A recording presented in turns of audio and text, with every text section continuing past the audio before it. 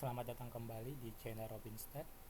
Kali ini kita akan membahas tentang satu lagi analisis di dalam regresi yang dinamakan multivariat regresi.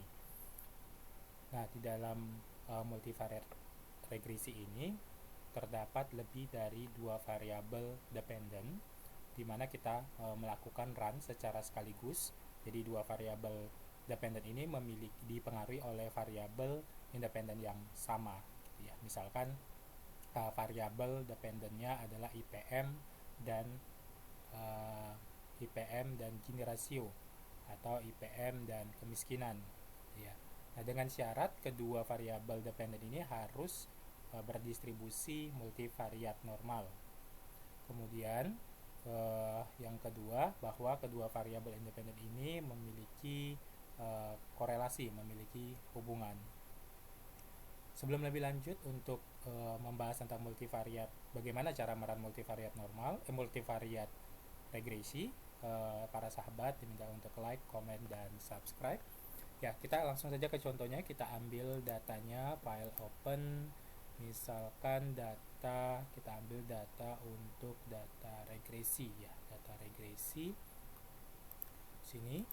Nah, di sini ada beberapa data. Misalkan kita mau lihat dulu nih data yang multivariat normal. Nah, kita ambil misalnya datanya adalah data normalitas, kemiskinan, dan IPM. Apakah multivariat normal atau tidak? Oke, ya.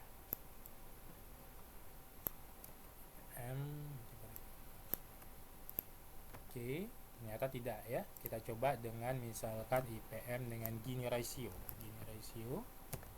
Nah, ternyata multivariat normal. Berarti ini dua variabel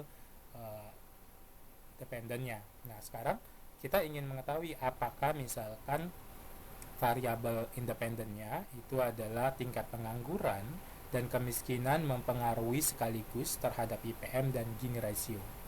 Nah, caranya kita bisa klik statistik, kemudian kita pilih multivariate analysis, kemudian kita pilih MANOVA and multivariate regression, kemudian kita pilih multivariate regresi. Ya, di sini berarti variabel dependennya adalah tadi Gini dan IPM.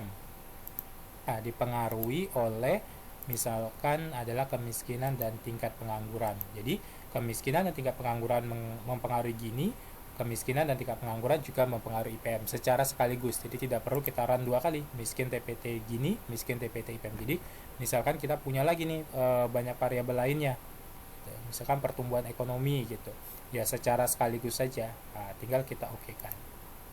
Nah, kalau kita lihat di sini ya, bahwa untuk persamaan Gini itu R square-nya 14%, sedangkan untuk persamaan IPM R square-nya itu sebesar 50%, gitu ya.